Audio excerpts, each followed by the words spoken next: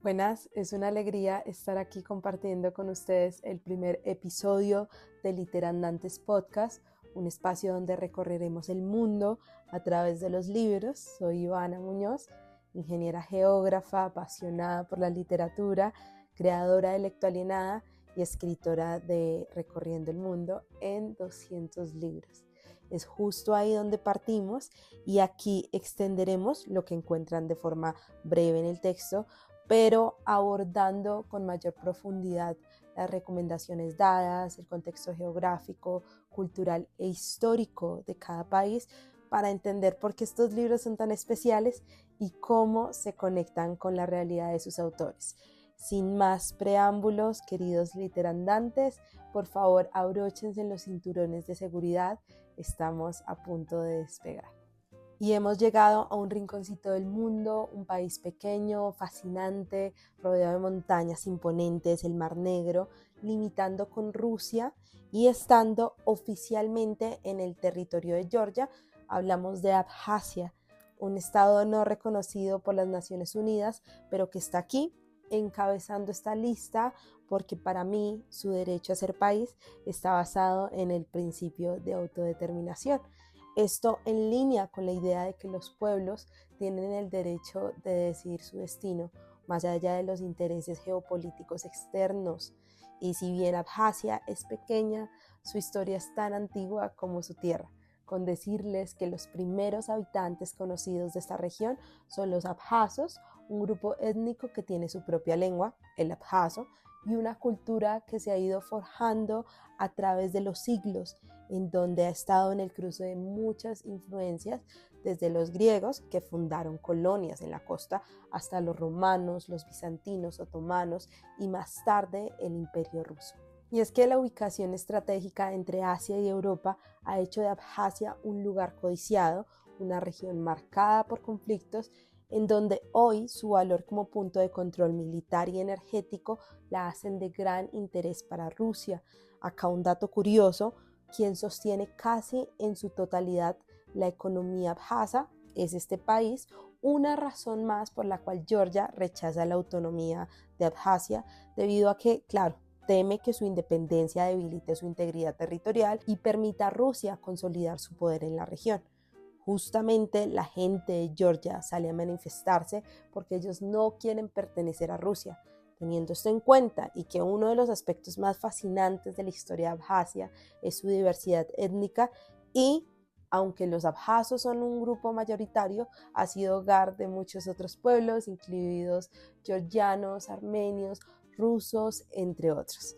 Y esta mezcla ha dado lugar a una identidad cultural, artística, social, lingüística que es única, que ha forzado y empoderado este sentido de pertenencia a pesar de las imposiciones externas, y que tras la guerra de independencia del 1992 su pueblo lucha y sigue haciéndolo por el derecho a decidir su futuro y preservarse. Bueno, no más de política, más bien les voy a contar uno, que los abjazos son conocidos por su hospitalidad y amor por la naturaleza, y también que la lengua abjaza pertenece a una familia lingüística propia, completamente distintas a las lenguas indoeuropeas como el español, el ruso o el inglés, y es hablada por pocos fuera de la región. Para que se den una idea, y sí, quizás dándole un poco de leño al fuego que acabo de decir, que nomás los georgianos hablan el georgiano, que pertenecen a una familia lingüística totalmente diferente, conocida como la familia kartveliana, así que, como diríamos coloquialmente, pues no se topan. Por eso la lengua también es uno de los pilares de la identidad cultural de ambos países. En Abjasia, la música, la danza, las antiguas tradiciones familiares siguen vivas, y son esas costumbres de los abjazos, la poesía popular, la importancia de la familia, lo que ha influido profundamente en su literatura. En este contexto, los escritores abjazos, como nuestro protagonista de hoy, no solo relatan historias, sino que son los custodios de un legado cultural. Querido escucha, espero que en esta parte ya se sientan un poco más pertenecientes a lo que es Abjasia para poder presentarles a Fazil Iskander, una de las figuras más destacadas de la literatura rusa y abjasa, nacido en Sukhumi, la capital de Abjasia, en el 29.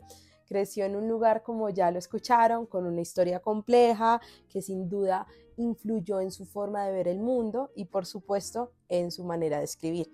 Él fue una persona profundamente conectada con su tierra y su gente, y también tuvo una relación especial con la literatura rusa, ya que escribió en ruso, lo que le permitía alcanzar una audiencia más amplia.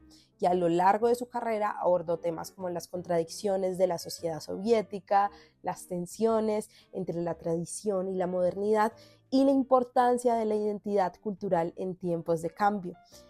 Tenía un estilo único que estaba lleno de humor, sarcasmo, ternura, y lo que más destaca es su capacidad para contar historias que no solo son divertidas, sino también reflexivas sobre la vida cotidiana.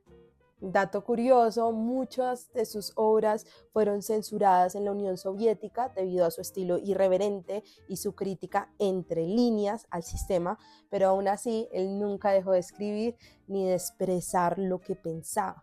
De hecho, Sandro de Chem, el libro elegido, la estrella de este podcast, fue una de las obras que fue prohibida en su tiempo y solo más tarde pudo ser publicada en su totalidad. Iskander muere en el 2016 en Rusia, pero siempre hasta el día final fue un orgulloso abjaso y hoy tenemos el placer de conocer sus obras.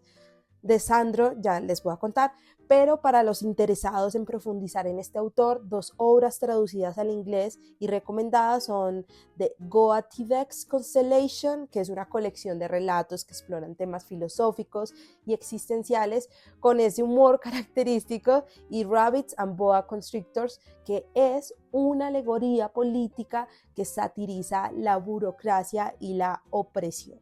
Y como lo mejor se guarda para el final, ha llegado el momento de que les cuente de Sandro de Chem, una obra que tengo fresca, porque, claro, mi deber relativamente ético a la hora de hacer este podcast es hablarles con propiedad del que conoce bien o que al menos finge conocer lo que les está diciendo. Por eso lo terminé hace poco. Sandro de Chem, esta novela escrita por Fasil, es una de las más emblemáticas, si no es la más, de la literatura abjasa, y no es para menos. Este libro nos lleva a un pequeño pueblo de Abjasia, donde encontramos a un protagonista muy particular, Sandro, un hombre que, aunque no sea un héroe tradicional, Batman, Superman, captura el corazón de todos por su astucia, sencillez y sobre todo su sentido de humanidad. La novela se presenta como una serie de episodios o relatos que se pueden leer por separados, pero que juntos forman un todo. Hagan de cuenta cuentos de los hermanos Grimm. En cada uno de estos episodios, Sandro se enfrenta a dificultades cotidianas, a la vez que va navegando por las complejidades del sistema soviético. Y para ser honesta, en casi toda la lectura del libro tuve una sonrisa de par en par. Me reí, me sentí una sobrina más del tío Sandro, el protagonista, y me enternecí hasta más no poder de esta cultura. Claro, en el libro muestran las contradicciones de la vida en Abjasia bajo este régimen, pero el autor lo hace de una forma tan amena, llena de humor y sátira, que uno no puede evitar reírse con esa risa culposa, reflexiva, ya saben, como gracioso, pero gracioso de preocupante. Es importante señalar que el humor en esta novela no es solo una herramienta para hacer que el lector se ría, sino que es una forma de resistencia, y pensar en eso me parece increíble, porque es a través de la sátira que se crea una atmósfera en la que los personajes pueden reírse de su situación y encontrar una forma de sobrellevar la vida. Esto es particularmente evidente en las interacciones de Sandro con otros personajes del pueblo. Algunos de ellos, como el jefe del partido, representan la opresión y el poder del sistema, pero incluso estos personajes se ven sometidos a la astucia de Sandro, lo que le da una sensación de equilibrio y de poder entre el individuo y el sistema. Y de nuevo, que el pueblo no se rinde, el tío Sandro no se rinde, Y es que ese tipo es una chimba. Perdón la expresión para los que no sean de Colombia, lo diré en mejor español. Este tío me flipa, porque no es un hombre heroico ni perfecto. De hecho, a veces es bastante egoísta y tramposo, pero tiene algo que lo hace entrañable: su sabiduría popular. Sandro sabe cómo lidiar con las dificultades de la vida usando su astucia y un poco de manipulación, pero siempre tiene una razón válida detrás de sus acciones. A pesar de los defectos, es un hombre que tiene un profundo amor por su tierra y su gente, y eso es lo que hace que, aunque no siga las reglas, termine siendo una especie de héroe no oficial para su comunidad. Y yo no sé cuándo, cómo, pero ya está en mi bucket list visitar los pueblos tradicionales de este país y su capital, Sukhumi. Dato curioso, el autor nunca menciona nombres reales. Chem es un lugar que puede ser cualquier pueblo de Abjasia, pero que es ficticio.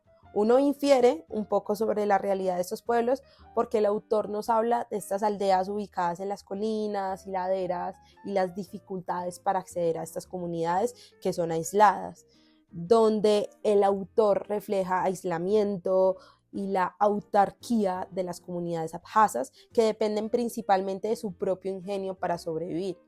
Esto me sorprendió porque leí una versión en inglés, lamentablemente no encontré traducción al español, y bueno, leer a mí en inglés me lleva el doble del tiempo y energía y mucho más, porque hay que reconocer un uso superior del lenguaje, de las palabras y del intento del autor de imprimir lo autóctono de su pueblo. Así que incluso habían palabras que no tienen una traducción literal, ni siquiera en lo anglosajón. Les hice una pequeña recopilación y son: tenemos Apsara, que se refiere a estas reglas implícitas, populares, que son profundamente respetadas por la comunidad abjasa. También tenemos Tarj,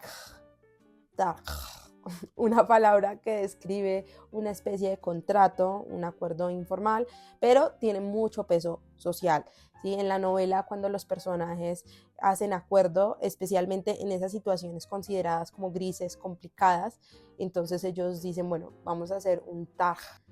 Tenemos shir, que es un término usado para describir el tipo de humor característico de los abjasos, que es sarcástico, irónico, que de hecho se utiliza como una forma de resistencia y se transmite incluso en tradiciones escritas como las de Fasil. ¿Cuál más? Kurusha.